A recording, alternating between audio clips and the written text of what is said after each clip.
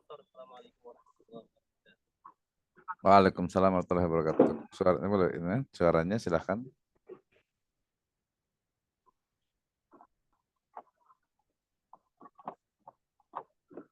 Iya, sekilas saja nggak apa-apa. Ya, waktunya kira-kira cukup Pak Dokter atau Cukup. mau pekan depan Pak Dokter? Nggak, sekilas saja nggak apa-apa. Nanti diinikan aja. Silahkan.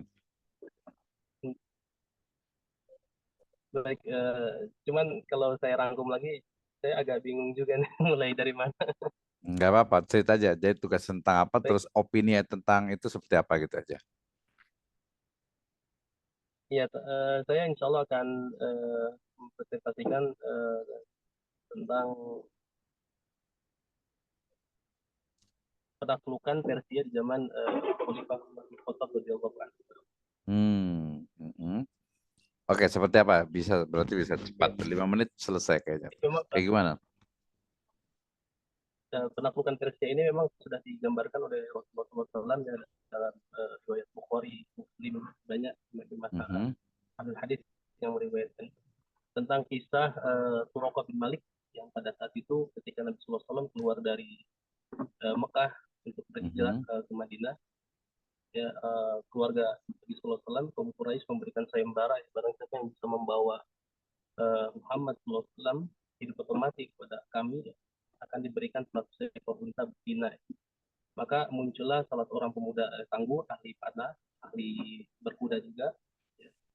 Dia dengan siasatnya berusaha mengejar Nabi SAW sampai ketemulah Nabi SAW bersama Abu Bakar dan petunjuk jalannya. Gitu, ya. Akan tapi ketika Suraqah bin Malik uh, ini mendekati Rasulullah SAW, 3 kali kudanya terjerembab ke dalam tanah sampai dia berpikir bahwa uh, memang Muhammad ini seorang nabi dan dilindungi. Tidak mungkin dia tidak ada yang melindungi, ya. Sedangkan saya seorang ahli berkuda, ya, tidak pernah terjerembab dalam tanah, sehingga dia pun berbalik, ya, dari ingin membunuh Nabi SAW, kemudian malah bersyahadat dan meminta jaminan perlindungan pada Nabi SAW apabila Islam jaya gitu kan. Maka beliau mengatakan, wahai Rasulullah, perintahkanlah apa yang kau inginkan, aku akan melakukannya. Dan Nabi SAW tutupi jalur hijrah ini dan jaga dari orang lain supaya orang lain tidak menemukan jalur itu. Kemudian ketika Nabi SAW ingin melanjutkan perjalanannya, beliau bersabda pada Suroko ini, wahai Suroko, apa pendapatmu apabila nanti suatu saat engkau akan engkau akan memakai pakaian kebesaran Kisro, gitu kan? Maka kemudian sabda Rasulullah SAW pun ini terbukti di zaman Umar radhiyallahu anhu. Ketika itu Umar radhiyallahu anhu mengirim sekitar 33.000 pasukan perang, ya, ke Persia yang dipimpin oleh sahabat Sa'ad bin Abi Waqqas radhiyallahu anhu. Itu juga banyak sekali apa sebenarnya kaum muslimin tidak langsung menyatakan perang gitu kan. Eh, Memang sebelumnya sudah ada beberapa peperangan, ya, ada yang dipimpin oleh Khalid bin Walid radhiyallahu anhu ke Persia ini dan dimenangkan, ya. Kemudian ketika kerajaan Persia ini mereka mengumpulkan sekitar 240.000 pasukan, maka Umar pun mengumpulkan, ya, sekitar 33.000 pasukan muslimin untuk menyerang terlebih dahulu ke kerajaan Persia. Ya. Maka itu apa? Yang saat itu kerajaan Persia ini dipimpin oleh seorang raja yang bernama Rustum. Rustum. Betul, betul.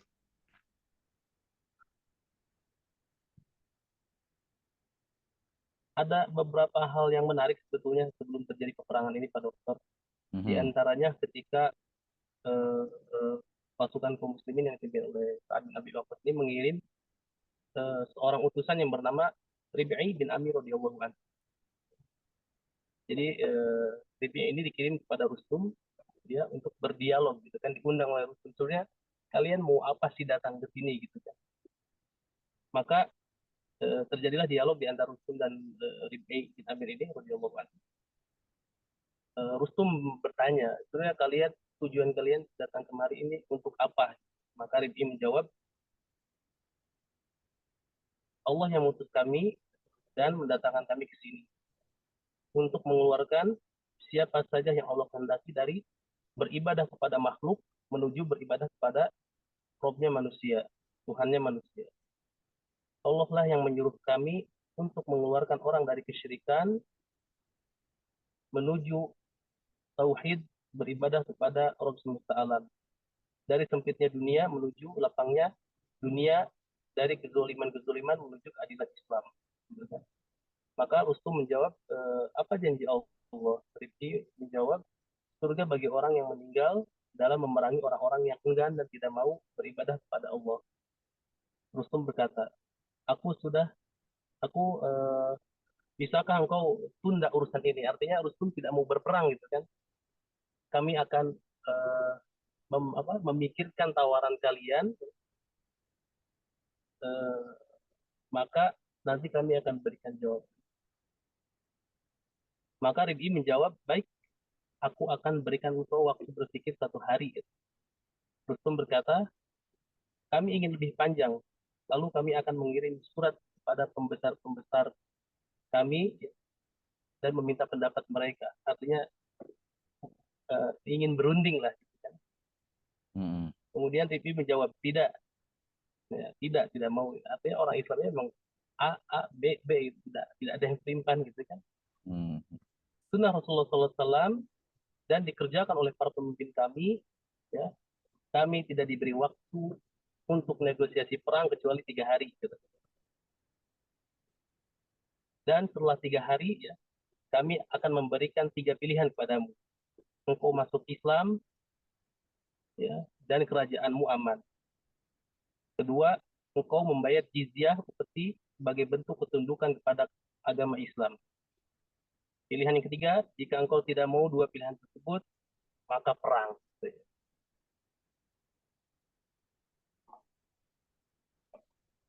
Kemudian Rustum bertanya, siapa engkau? Apakah engkau pemimpin mereka? Rib'i ini menjawab, tidak, saya adalah pasukan yang paling belakang. Pasukan yang paling biasa di antara kaum muslimin. Akan tapi hati kami satu. Jika saya bilang satu A, saya tanggung jawab, maka mereka pun akan sama jawabannya. Akhirnya Rustum tidak mau harga dirinya diinjak-injak. Ya. Maka akhirnya besoknya terjadilah pertempuran 2 pasukan di tanah Al-Qudisiyah. Ya. Persia 2.400 pasukan, Afwan 240.000 pasukan, sementara kaum muslimin 33.000 pasukan. Dalam pertemuan itu Allah Subhanahu wa taala menangkan kaum muslimin sehingga Rustum melarikan diri dan menceburkan dirinya dengan kudanya ke sungai Tigris. Kemudian dikejarlah oleh salah seorang sahabat yang bernama Hilal bin Al-Qamah yang berhasil menembakkan tombaknya ke punggung Rustum sehingga dia pun tewas. Setelah ditombak, dipenggal Rustum, lalu diangkat waruh di Ka'bah. Demi Rabbnya Ka'bah, demi Allah, Rustum telah terbunuh. Sehingga pasukan Persia pun melihat itu lari tunggang-langgang, bahkan mereka ada yang sampai melarikan diri ke ibu kota Madain. Dan dalam waktu singkat, Madain jatuh tunduk semuanya, kemudian diikuti oleh kota-kota yang lain. Kaum muslimin pun masuk ke istana Kisro yang dipenuhi dengan berbagai hiasan. Setelah itu, pemimpin pasukan Sa'ad bin Abi Waqqas mengundang Khalifah Umar bin Khattab radhiyallahu anhu untuk datang ke Persia. Ketika Khalifah telah sampai ke Persia, maka beliau radhiyallahu anhu mencari tadi sahabat yang bernama Suraqah bin Malik. Aina Suraqah? Di mana Suraqah? Kemudian Suraqah dihadapkan ke hadapan Umar, maka Umar pun menyuruh Suraqah memakai pakaian Rustum disertai dengan gelang-gelangnya, mahkotanya. Ya. Maka Rustum pun menangis. Ya. Sadaqah Rasulullah. Benar apa yang disabdakan Rasulullah, benar apa yang disabdakan Rasulullah. Mungkin ini saja yang bisa saya sampaikan, Pak Dokter. Mohon maaf atas Oke. keterbatasannya karena ini masih di jalan di mobil. Ya, oke, terima kasih Pak Zakaria. Ya, siru ala barakatillah, hati-hati jalan. Oke, baik, terima kasih. Ini lagi-lagi ini Dama dengerin ceritanya soalnya agak rame gitu. Agak senang sebenarnya, tapi memang waktunya sudah malam ya, sudah jam 10 lebih. Jazakumullah khairan untuk semuanya. Intinya pembelajaran kita di sejarah peradaban Islam ini mudah-mudahan stimulus kita ya, memotivasi kita untuk belajar lagi terkait dengan Islam, terutama nanti dari sisi sejarah peradabannya itu sendiri, karena banyak sekali hal yang memang bisa kita ambil hikmahnya, termasuk juga kalau kita lihat di era sekarang ini ya, di mana perubahan itu terjadi baik sisi politik, ekonomi, sosial, budaya, termasuk juga tentu saja teknologi gitu ya.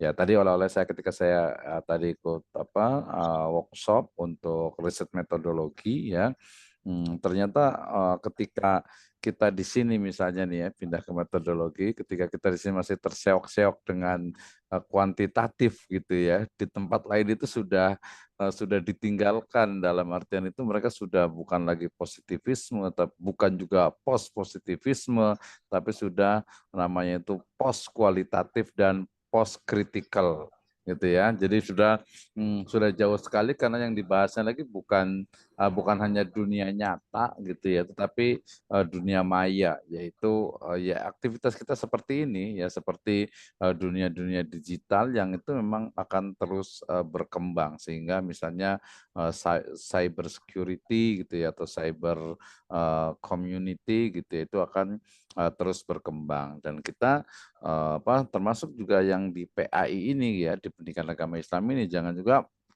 istilahnya itu ya, perkuliahan itu akan sangat panjang, kemudian juga banyak sekali ilmu yang bisa kita kembangkan ya, bukan hanya sesuatu yang sifatnya itu yang lama gitu ya, karena teori ilmu pengetahuan ini terus berkembang, sehingga tugas kita nih untuk bisa terus mengikuti perkembangan dari ilmu pengetahuan, termasuk juga pendidikan agama Islam. Oke, sebelum ditutup kayaknya Pak Irus mau berkomentar, silahkan. Nanti kita masih banyak bisa diskusi lagi. Next time kita bisa mungkin kemarin bisa ini lagi. Silakan Pak Erus, mau ada yang mau disampaikan? Punten Pak Dokter, sementara belum ada, Iya. mungkin yang lain silakan. Oke, baik, Punten, terima makasih kasih. Pak Dokter. Ya, oke. Yang Ya. artinya tadi saya sebutkan banyak sekali hal yang harus kita pelajari gitu ya. Terutama ya dari Islam ini, dari din Islam kita ini, sehingga ya kita bersyukur kita bisa kuliah di prodi program studi magister pendidikan agama Islam. Ya, pendidikan agama Islam ada pendidikannya, tetapi dalam konteks yang lebih luas itu adalah ada Islamnya. Tadi ketika ditanya misalnya Syiah itu kayak gimana gitu kan ya, itu dari sisi akidah gitu ya, kemudian nanti misalnya model pendidikan itu seperti apa, itu dari sisi pendidikan, termasuk juga syariah-syariah yang lainnya yang harus kita betul-betul pelajari. Nah, salah satunya adalah yang sedang ada di kepala saya sekarang ini sih, hasil dari workshop tadi itu bagaimana kita baca kembali tentang Islamisasi sains ya. Jadi mengislamkan ilmu pengetahuan. Misalnya nih, mungkin ada beberapa dosen yang kita kenal itu seolah-olah itu pendidikan ya pendidikan gitu ya, education ya education. Kalaupun itu ada pendidikan agama, itu hanya kebetulan terkait dengan pendidikan yang ruang lingkupnya adalah agama, tetapi tidak jauh berbeda dari sisi metodologinya, dari sisi pembelajarannya. Bahkan tadi seharusnya ketika kita sudah belajar sejarah peradaban Islam, kita akan menemukan pola-pola atau metodologi pembelajaran, metodologi misalnya kurikulumnya yang didasarkan kepada Islamic values atau nilai-nilai Islam. Belum lagi lembaga ya. Belum lagi lembaga. Nah, termasuk juga yang model pembelajaran kita sekarang ini. Kalau masih ada misalnya yang Ada beberapa dosen itu yang nggak biasa gitu, misalnya pakai online misalnya gitu. Ya nggak apa-apa juga sih sebenarnya, tapi ya mau tidak mau ya kita harus menggunakan ini gitu kan. Dan polanya bukan kita yang istilahnya itu teknologinya menyesuaikan kita, kita jadi yang menyesuaikan dari teknologi itu selama tidak bertentangan, selama dia sebagai sebuah media gitu ya. Ke depan saya yakin gitu ya. Jadi cara mengajar, kemudian ya termasuk sekarang halakoh-halakoh tahfidz, kemudian juga pembelajaran Al-Quran dan sebagainya itu yang online itu sudah cukup banyak gitu ya. Sehingga ini menjadi tantangan untuk kita, apalagi kalau melihat bagaimana misalnya model pendidikan misalnya nih, kan tamparan cukup keras ke dunia pesantren yang biasanya itu stigma di apa ya, di media itu sering sekali negatif gitu ya. Kalau berita terkait dengan pesantren biasanya yang negatif itu cepat sekali muncul gitu ya. Cepat sekali muncul gitu. Nah, ini juga perlu kita ini kan, kita perlu counter gitu ya. Jadi ketika ada yang istilahnya memberikan stigma yang tidak tepat atau yang negatif, kita harus bisa mengcounter, dan itu tugas kita. Kita kan semua adalah insya Allah termasuk kuntum khairu ummatin ukhrijat linnas ta'muruna bil ma'ruf wa tanhauna 'anil munkar wa tu'minuna billah. Nah, itu ya. Jadi terakhir tetap belajar, keep studying, karena masih banyak sekali disiplin ilmu yang harus kita kuasai, dan kita adalah insya Allah akan menjadi seorang master di bidang pendidikan agama Islam. Nah, Islamnya ini adalah tanggung jawab yang membedakan dengan sarjana, magister yang lainnya.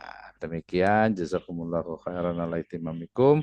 Kita tutup dengan hamdalah dan doa kafaratul majelis. Alhamdulillahirabbil alamin. Subhanakallahumma wa bihamdika asyhadu an la ilaha illa anta astaghfiruka wa atubu ilaik. Assalamualaikum warahmatullahi wabarakatuh. Waalaikumsalam. Terima kasih Pak Erus, Pak Udini, Pak Risman, Pak Mulki, Pak Nur Huda, Pak Zakaria, Bu Museti, Pak Jumadin, Pak Abu Nu'man, Pak Ustadz Muslihuddin. Terima kasih ya. Tutup.